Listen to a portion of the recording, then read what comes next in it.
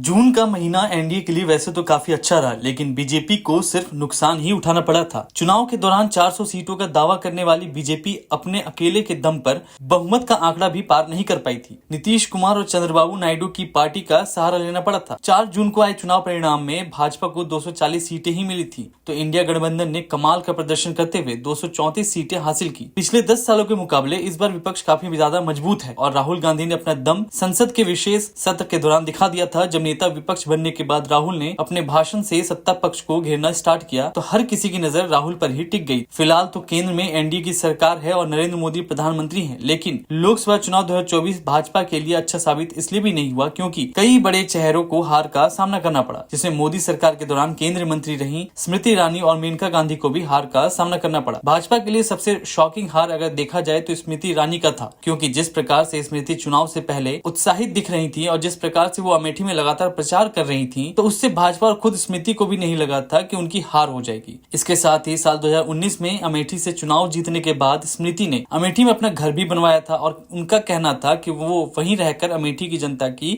सेवा करेंगी। हालांकि इस बार के चुनाव में स्मृति को कांग्रेस के काफी पुराने कार्यकर्ता और पहली बार लोकसभा का चुनाव लड़ रहे किशोरी लाल शर्मा के हाथों हार का सामना करना पड़ा। चुनाव से पहले सबको ऐसा लग रहा था कि राहुल गांधी एक बार फिर से अमेठी से चुनाव लड़ सकते हैं और हमें एक बार फिर से स्मृति वर्सेस राहुल गांधी देखने को मिल सकता है। लेकिन अब इसे कांग्रेस का मास्टर स्ट्रोक कहें या फिर कांग्रेस को पहले से एहसास था कि अमेठी से उसकी जीत पक्की है, तो इसी वजह से कांग्रेस ने किशोरी लाल शर्मा को मैदान में उतारा और वो चुनाव जीत गए। प्रधानमंत्री मोदी ने 9 जून को पीएम पद की शपथ ली थी। इससे पहले उन्होंने कई सारे सांसदों के साथ बैठक की थी और उस बैठक को टी पार्टी का नाम दिया गया था और जो सांसद और नेता उस बैठक में शामिल हुए थे उनके बारे में ऐसा कहा जा रहा था उनको केंद्र में मंत्री पद मिल सकता है, और हुआ भी कुछ ऐसा ही। इस बैठक में स्मृति ईरानी, अनुराग ठाकुर, राजीव चंद्रशेखर, नारायण राणे, पुरुषोत्तम रूपाला और भारती पवार जैसे कई चेहरे नजर नहीं आए। खास बात यह है कि ये सभी नेता पिछली मोदी सरकार में मंत्री थे। इसके साथ ही अमेठी से चुनाव जीतने वाले किशोरी लाल ने हाल ही के दिनों में कहा था कि वो अमेठी की पूर्व सांसद स्मृति ईरानी को चाय पर जरूर बुलाना चाहेंगे। इसके साथ ही स्मृति ईरानी ने अमेठी से मिली हार के बाद उन्होंने दिल्ली स्थित अपना सरकारी बंगला खाली कर दिया, तो सोशल मीडिया पर लोग उनके खिलाफ गलत बयानी करने लगे थे। ये मामला संज्ञान में आते ही विपक्ष के नेता राहुल गांधी ने इसकी कड़ी निंदा की है। राहुल गांधी ने एक्स पर ट्वीट करके स्मृति ईरानी पर की जा रही टिप्पणियों को गलत बताया। वहीं राहुल गांधी के ट्वीट का अमेठी से कांग्रेस सांसद केएल शर्मा ने समर्थन करते हुए बयान दिया। सांसद ने कहा, राहुल गांधी सही हैं, राहुल गांधी अपनी सीमा में रहते हैं, मैं उनके बयान से सहमत हूँ। हार जीत जीवन का हिस्सा है, किसी के खिलाफ ऐसी भाषा का इस्तेमाल करना हमारे संस्कार में नहीं है। बता दें कि राहुल गांधी ने शुक्रवार को एक्स पर लिखा था कि जीवन में हार जीत तो होती रहती है, मैं सभी से आग्रह करता हूं कि वे स्मृति ईरानी या किसी अन्य नेता के प्रति अपमानजनक भाषा का इस्तेमाल करने और बुरा व्यवहार करने से बचे। लोगों को अपमानित करना और उनका अपमान करना कमजोरी की निशानी है, ताकत की नहीं। जी मर्यादाओं का पालन करते हैं, तो उन्होंने सही बात किया और मैं भी अपने आप को उसमें शामिल करता हूँ कि कुछ लोग मेरे नाम से कर रहे थे, वो भी ठीक नहीं है। ये तो पॉलिटिक्स में कोई हारता है कोई जीतता है, ठीक है। ये हमारे संस्कार नहीं है ऐसे कि हम किसी के प्रति इस तरह की भाषा का प्रयोग करें, करना भी नहीं चाहिए। किसी भी राजनीतिक को इस तरह की भाषा का प्रयोग नहीं करना चाहिए। जीत है, ठीक है। स्मृति ईरानी भी लगातार कह रही है जोश अभी भी बरकरार है, ठीक है। वो मतलब अभी उसमें कोई हारना जीतना एक बना हुआ है, एक को हारना था एक को जीतना था, ठीक है। तो कोई आदमी कहता है जोश बरकरार, तो अच्छी बात है। लगातार अब भी कहा जा रहा है कि गठबंधन भी कह रहा है कि सरकार बनाएंगे, किस तरीके से? ये तो भाई गठबंधन के घटक दल सोचेंगे ना। मैं तो एक एमपी हूँ सिंपल, ठीक है। मेरा जो रोल होगा मैं वो प्ले करूँगा उसके अंदर, ठीक है। सर, क्या मुद्दे जनता के बीच लेकर गए थे जो विश्वास? हमने लोकल मुद्दे और जिनके जो मैनिफेस्टो था बीजेपी का, 2 करोड़ नौकरी, किसानों की आय दुगनी और आवारा पशु, महंगाई, बेरोजगारी, यही मुद्दे थे मेन जो इफेक्टिव भी थे वहाँ पे। मैं तो गांधी परिवार के लिए यहाँ आया था कि उनका कोई ना कोई, लेकिन उन्होंने मेरे को आदेश किया तो मैं लड़ा, ठीक है। तो अब जो जनता ने मेरे को मैंडेट दिया है, तो ये मेरे लिए एक बहुत ही बड़ी बात है, जो उनका एहसान रहेगा मेरे ऊपर और मैं उसको उतारने की कोशिश करूँगा। प्रेस कॉन्फ्रेंस करी, उन्होंने कहा कि मेरा रिश्ता है, रहेगा, हमने इतने सारे काम कराए लेकिन फिर भी हार गए, तो संगठन जो है वो एक तरह से देखेगा कि क्या हुआ, क्या रीजन। आपको क्या लगता है? नहीं, देखिए, क्या कारण रहा? देखिए जो उन्होंने कहा है, मैं उनका हमेशा, उनका घर है यहाँ पे, वो आए जाएं, एक महिला होने के नाते जो मेरा संस्कार है मैं उनका सम्मान करूँगा, ठीक है। बाकी चीज़ें जो हैं एज ए एमपी जब मेरे को मैंडेट दिया है तो मैं उसके अनुसार काम करूँगा। तो मेठी कोई मतलब बाहर तो है नहीं कि यहाँ पासपोर्ट वीज़ा लगा के आना है, तो कोई भी आ सकता है। ठीक है, वो अपना काम करे, अच्छा करे, जनता का मन जीते, तो यही है। क्या प्राथमिकता रहेगी सर अमेठी के लिए? पहली प्राथमिकता अमेठी क्या की है? प्राथमिकता हम लोग अपने कार्यकर्ताओं, अपने नेताओं से मिल के बनाएंगे।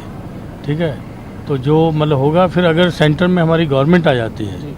फिर समझो कि अमेठी जैसे पहले था राहुल जी के टाइम पे वैसा ही काम होगा। सर हमने देखा सुबह सुबह आप रायबरेली निकल गए, अपनी सीट छोड़कर राहुल जी के वहाँ पर आप नहीं, गए, वहाँ- और जब तक नहीं, लीड नहीं। 90,000 नहीं आए आप वापस नहीं आए, तो ये क्या कारण है? नहीं, ये नहीं, मेरी एक कॉन्स्टिट्यूंसी रायबरेली पड़ती है। जी, अच्छा। ठीक है, मैं वहाँ पे जो स्ट्रांग रूम था वो मैंने ओके। सील कराया था, तो मेरे को वहाँ जाके स्ट्रांग रूम ओपन करना था।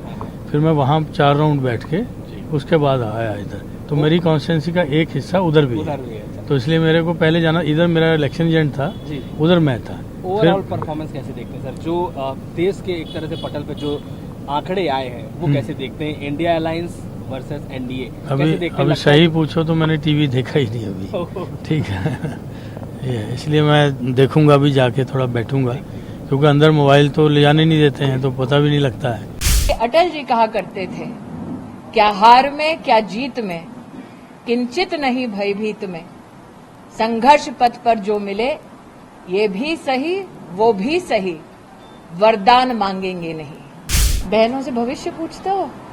बहनों से रिश्ता तब टूटता है जब अर्थी उठती है बहन।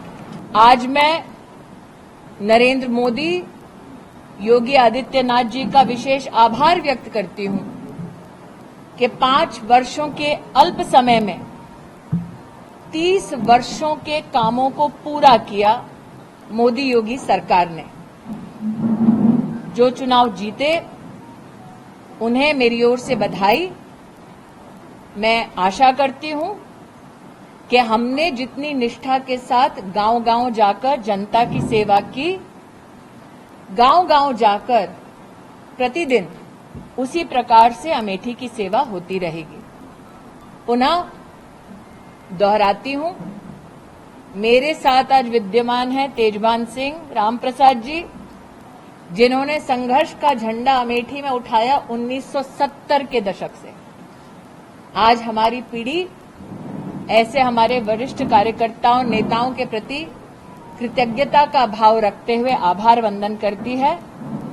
संगठन को और सशक्त करेंगे और संगठन पथ पर, जैसे कि अटल जी कहा करते थे, क्या हार में क्या जीत में, किंचित नहीं भयभीत में, संघर्ष पथ पर जो मिले ये भी सही वो भी सही, वरदान मांगेंगे नहीं। हम वो हैं जिन्होंने पूर्ण निष्ठा के साथ क्षेत्र की सेवा की और आगे भी संगठन की शक्ति के माध्यम से सेवा करते रहेंगे। भाजपा के सभी संकल्पित कार्यकर्ताओं की ओर से क्षेत्र की जनता के चरणों में वंदन और अभिनंदन। धन्यवाद। हाँ, मुझे लगता है कि आज जनता का आभार व्यक्त करने का दिन है, जो जीते उनको बधाई देने का दिन है। संगठन का स्वभाव है विश्लेषण करने का, वो संगठन अपनी ओर से विश्लेषण करेगा, लेकिन एक जनप्रतिनिधि, एक पॉलिटिकल एक्टिविस्ट के नाते मेरा ये बहुत बड़ा सौभाग्य रहा कि मैंने क्षेत्र में हर गांव में जाकर काम किया। इस क्षेत्र को मैंने अपने जीवन के 10 वर्ष दिए। हार या जीत के बावजूद लोगों से मैं जुड़ी और ये मेरे जीवन का सबसे बड़ा सौभाग्य है। दीदी अमेठी और दीदी के रिश्ते का भविष्य क्या होगा? बहनों से भविष्य पूछते हो? बहनों से रिश्ता तब टूटता है जब अर्थी उठती है बहन। और आप हमसे जुड़े रहने के लिए सब्सक्राइब करें YouTube पर, फॉलो करें Twitter पर और लाइक करें Facebook पर। और ज्यादा जानकारी के लिए आपको टाइप करना होगा सिर्फ न्यूज नशा। और आप हमसे जुड़े रहने के लिए सब्सक्राइब करें YouTube पर, फॉलो करें Twitter पर और लाइक करें Facebook पर। और ज्यादा जानकारी के लिए आपको और आप हमसे जुड़े रहने के लिए सब्सक्राइब करें YouTube पर, फॉलो करें Twitter पर और लाइक करें Facebook पर। और ज्यादा जानकारी के लिए आपको